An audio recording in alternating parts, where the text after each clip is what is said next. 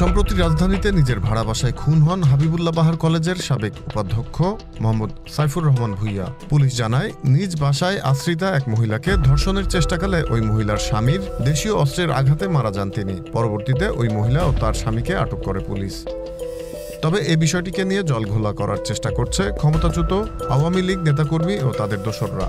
সামাজিক যোগাযোগ মাধ্যম ফেসবুকে গুজবের কারখানা খ্যাত আওয়ামী লীগের পেজে এ ঘটনাকে তুলে ধরে বলা হচ্ছে, এরপরও যারা বলে বাংলাদেশ শান্তিতে আছে তারা কোন গ্রহের জঙ্গি আর দাগীদের ছেড়ে দিয়ে দেশে সংস্কার করছে ইউনূস গং।